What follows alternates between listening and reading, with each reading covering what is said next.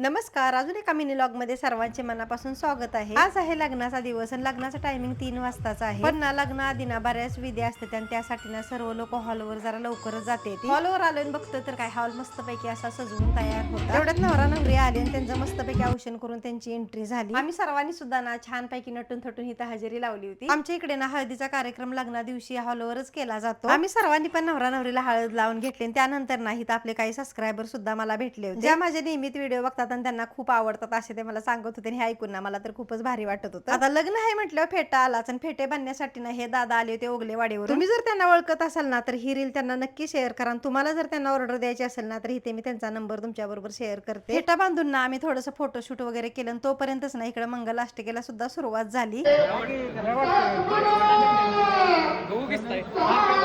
असा मस्तपैकी विवाह पार पडला आणि तुम्हाला जर हा व्हिडिओ आवडला असेल ना तर व्हिडिओला एक लाईक करा।